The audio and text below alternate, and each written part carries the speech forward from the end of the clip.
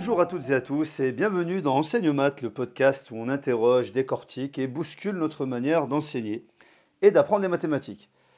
Derrière chaque élève, il y a une histoire avec les maths. Derrière chaque cours, il y a un choix, une méthode, une intention.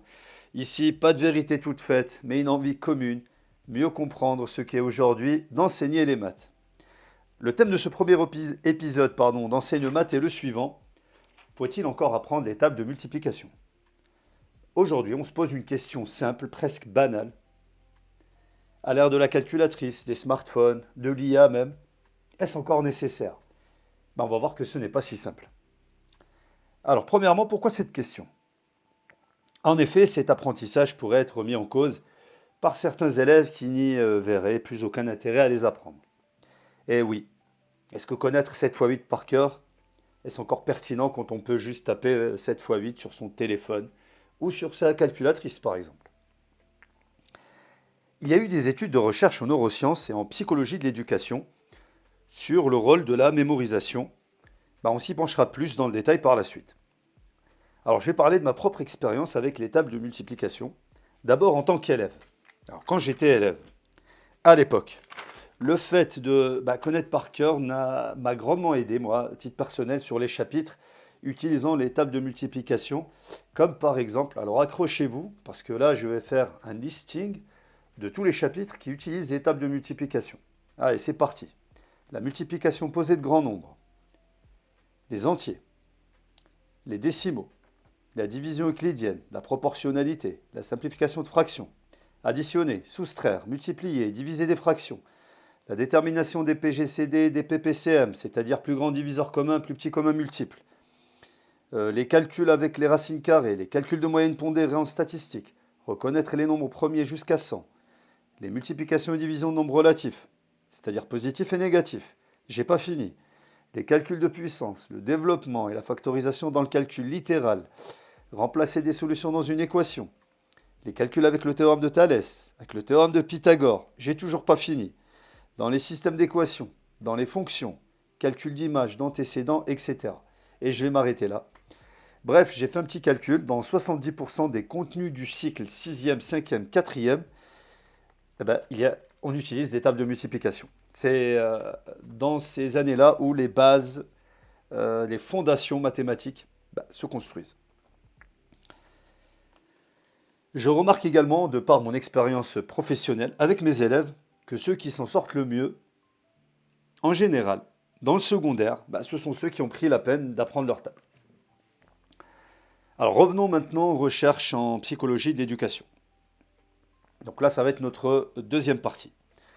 Alors pour ceux qui ont fait une formation en sciences de l'éducation, alors je ne sais pas si vous vous rappelez de l'expérience du gorille invisible. Alors c'est une expérience qui a été faite par Simon et Chabry en 1999. Donc si vous ne vous rappelez plus, ou pour ceux qui veulent savoir c'est quoi, allez sur YouTube, vous tapez l'expérience du gorille invisible et vous allez voir cette expérience-là. Donc ça illustre le phénomène dit, je cite, de cécité inattentionnelle, comme l'a qualifié Stanislas Dehaeneux. Alors Stanislas Dehaeneux, c'est un neuroscientifique français spécialisé en psychologie de l'éducation. Alors ce dernier, dans son rapport Psychologie cognitive expérimentale, résume cela en une phrase. En situation de double tâche, donc quand on fait deux choses en même temps, autrement dit, lorsqu'on demande de réaliser plusieurs opérations cognitives sous le contrôle de l'attention, l'une des deux opérations au moins sera ralentie, voire totalement laissée de côté. C'est exactement ce qui se passe pour l'élève quand il doit, en plus de comprendre et d'assimiler les techniques de résolution de tous les chapitres que j'ai récités précédemment, que je vous ai cités, quand il doit assimiler les techniques de résolution et les techniques de raisonnement et qu'il doit en plus réfléchir à calculer 5 x 6 ou 7 x 8 ou 9 x 8, il perd en efficacité sur l'assimilation des techniques de résolution et de raisonnement. Ainsi, le fait d'apprendre les tables libère la mémoire de travail qui pourra exclusivement s'atteler aux techniques et méthodes de résolution ainsi qu'au raisonnement. Aussi citons le rapport SNESCO, le Conseil national d'évaluation du système scolaire, qui date de novembre 2015. Ce rapport portait sur les nombres et opérations, premier apprentissage à l'école primaire. Donc je vais citer ce qui pour moi est l'idée essentielle. Alors il a été préconisé le fait qu'il faille insister davantage sur l'apprentissage des tables d'addition et de multiplication. Je cite. L'apprentissage des nombres et des calculs ne peut pas se passer de l'apprentissage par cœur, c'est-à-dire d'un travail de mémorisation de faits numériques. Aussi, bien qu'il existe aujourd'hui des outils de calcul performants, c'est-à-dire les calculatrices, les ordinateurs, les enseignants doivent consacrer une partie du temps passé en classe à l'apprentissage des tables d'addition et de multiplication. Ces tables, mémorisées par les élèves, permettent d'alléger la mémoire de travail pour réaliser des calculs complexes, écrits ou mentaux. Elles seront complétées progressivement par la connaissance de relations multiplicatives simples entre les nombres ou par l'association de deux écritures d'un même nombre.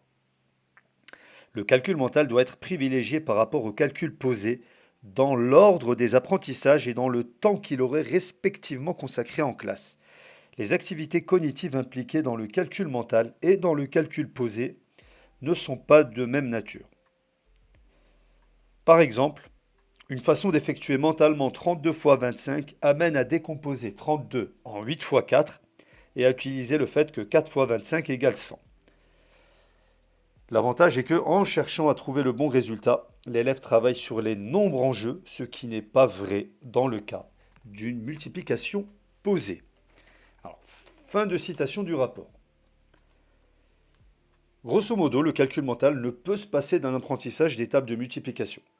Autrement dit, l'apprentissage des tables sert le calcul mental qui a tendance aussi à se perdre chez les élèves, la plupart n'arrivant plus vraiment à faire certains calculs considérés simples de tête. Je pense que les enseignants de maths qui m'écoutent ont dû faire le même constat. Quant aux technologies, pour terminer, elles doivent être un outil pour se tester et non pas un substitut. Elles ne doivent absolument pas dispenser de cet apprentissage des tables, je pense. Vous me direz en commentaire ce que vous en pensez. Est-ce que vous êtes d'accord avec cela ou pas? Je serai curieux et ravi de vous lire et d'échanger avec vous sur le sujet. Pour moi, un élève qui ne connaît pas ces tables, c'est comme un pianiste qui cherche ses notes sur un clavier ou un guitariste qui cherche ses accords sur une guitare. Merci d'avoir écouté ce premier épisode d'Enseigne Maths. Si vous avez aimé, n'hésitez pas à en parler autour de vous, à vous abonner sur ma chaîne YouTube Enseigne Maths. Ça m'encouragera encore plus à vous fournir ce type de contenu. Dites-moi aussi en commentaire s'il y a des thématiques que vous voulez voir être traitées. Et avant de nous quitter, une dernière question. 7 x 8. Allez, à bientôt pour le prochain épisode.